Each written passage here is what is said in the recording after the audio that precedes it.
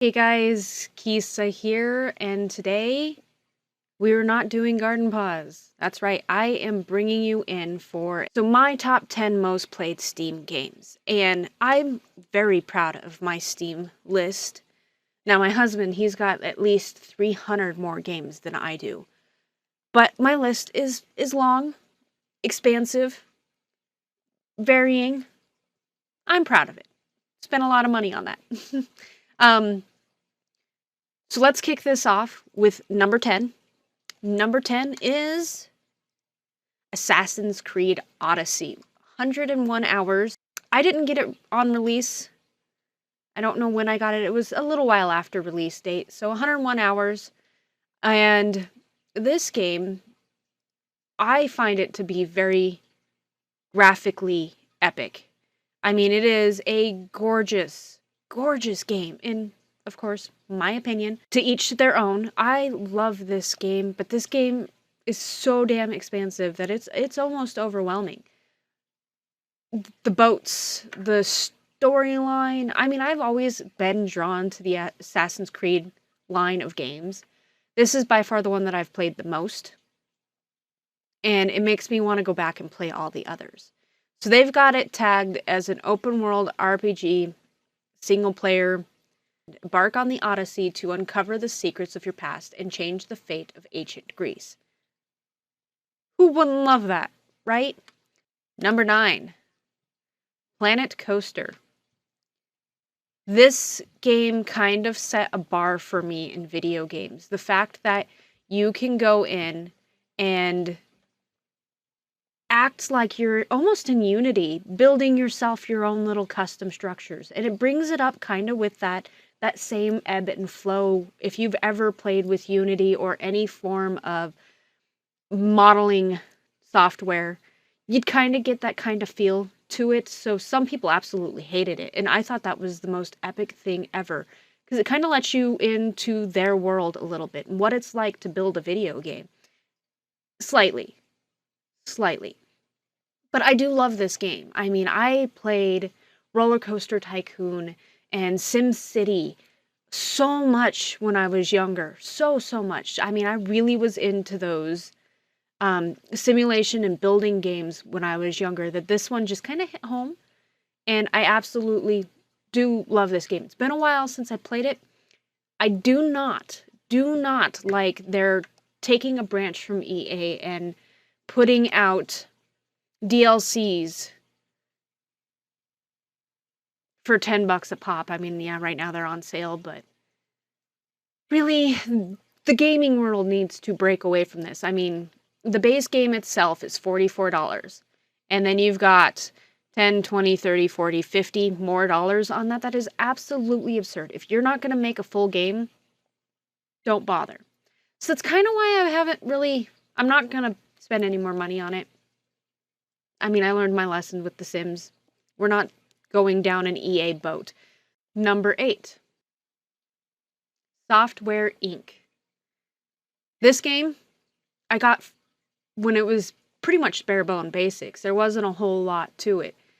And it kind of struck a chord. It was really interesting. Again, another simulation, micromanagement type game. It's still early access.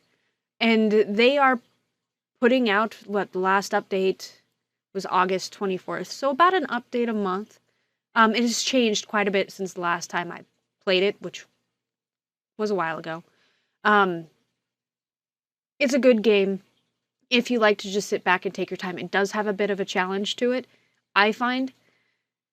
It's kind of like a luck of the draw on whether or not whatever you make is gonna not bankrupt your company. But still a good game, and I pray that they finish it. Who knows? Early access is always up in the air. So number 7, we're venturing off into the R's. And I don't even have it installed right now, but Rimworld. Yep, 132 hours of my life has gone into Rimworld. And I've modded this game and replayed it, because modding it just brings in a whole nother level. Once you've exhausted your ability to want to play it, you can always just change it up a bit, and that is awesome. Let's go take a look at the store page here. Obviously, Rimworld kind of took apart from that prison architect aspect, but put in a brutal twist to it. And again, it's a sandbox, base building, strategy, survival game with a brutal twist. If you're not down with drug use and dead bodies, then you probably ain't gonna want to play this game. Not that it's graphically gory, it's just morally brutal.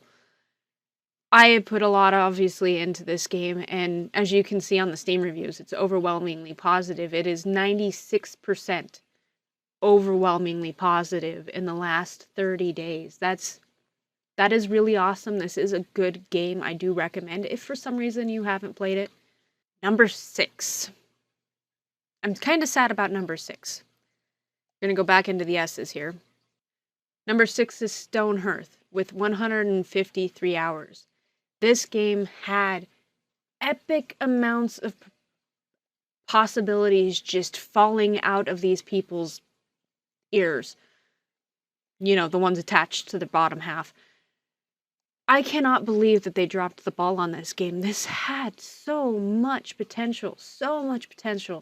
And unfortunately, that this is a common thing with games, is they get somewhat successful and they take the money and run. Sometimes to make something else that's somewhat successful, but after that you kind of ruined your reputation. I don't know if they just got bored with it, sick of it.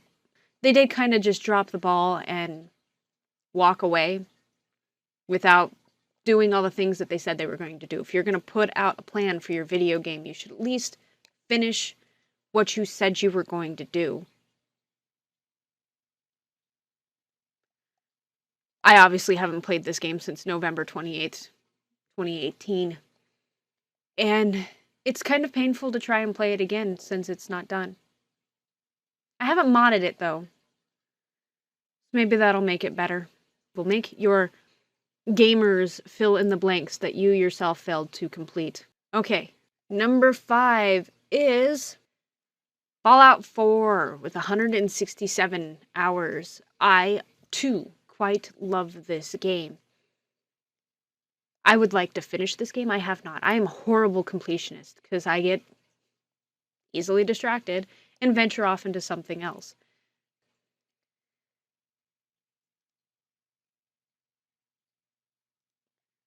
This game is visually decent for its era. It's not bad. It definitely could have been worse.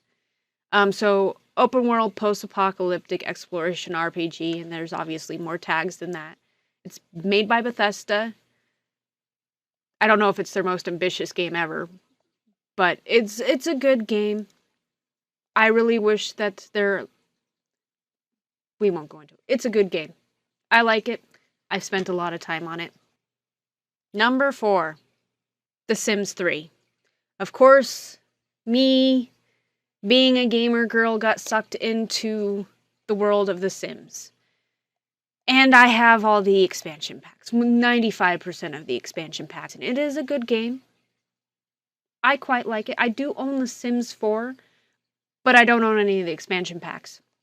And I probably won't buy them because The Sims 3 cost me so much money as it was. I cannot believe that they took out babies and swimming pools without putting it in an expansion pack. I mean, that is just so low, EA, so low, that I don't even want to hear your guys' name on any game creation that I ever own again. But alas, I have stuck myself with The Sims 3 for 304 hours. I obviously played the crap out of this game. And I probably will continue to play The Sims 3 because I purchased it. But you will get not another penny out of me until you get your heads out of your ass and stop charging a ridiculous amount of money for your games. So if you come in here, it is $20 for The Sims 3. And then $20 for every DLC. So content that they felt that they couldn't put into the game themselves, even though they made it. So instead of charging you a normal $60 for a game, a full completed game, let me count how much this is. Yeah, so $380 for expansion packs. This game may as well be liquid gold. I can't believe I actually spent a crap ton of money on this game. But if I could shoot fire at EA, like this company... Okay, we are not getting into an EA battle. On to the next. I've said my piece. Number 3. Going up to the top of the list here. Banished. 316 hours. I haven't played this game in a really long time because it had sky's the limit potential. Already had a good following, and his foot so far in the door that it wasn't even funny. And didn't.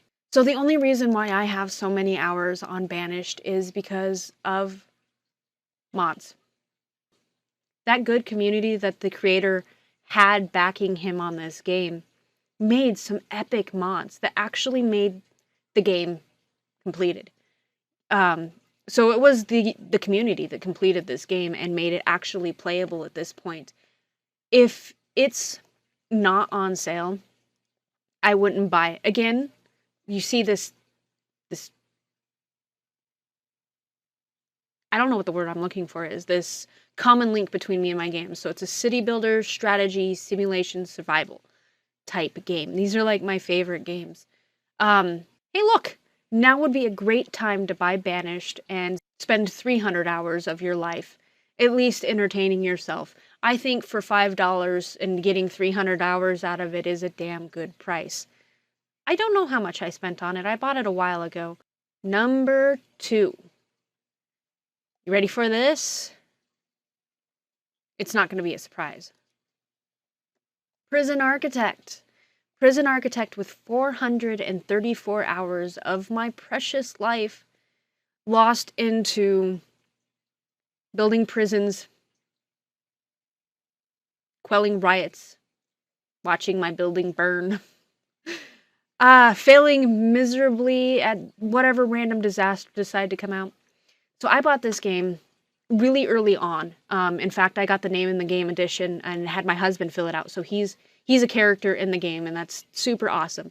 And I remember sitting down with when the developers would come out with their roadmap videos or, content videos, what they just updated.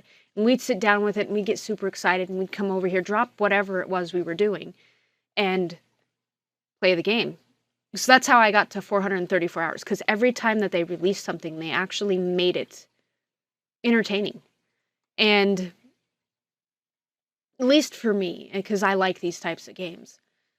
And I love the fact that when they released the game fully, they actually put out another update with more content and then didn't charge a DLC for it, which is just awesome. That's like paying homage. You paid $30 for this game, and they were at their wits' end. They wanted to stop making this game. They're like, please, God, just make it end.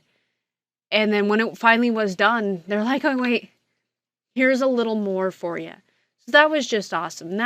That is good practice for any developer, I think, and the gaming community really needs to change in that department. But again, it is a simulation building management strategy game.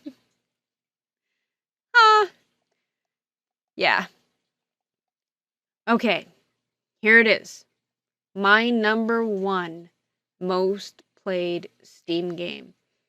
Stardew Valley takes the cake with 476 hours of my life. My God, this game is epic. I bow. I think his name is Eric Barone. I bow to this guy. This guy is literally like a game creator god. Did it by himself, solo creator. Pumped it out. And just an absolutely amazing game.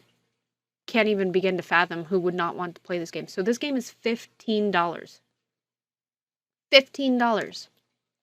The only other content for this game is a soundtrack for $5. Again, he had that backbone to charge a small amount for his game that he poured his life into and said, okay, I'm going to tag this for $15.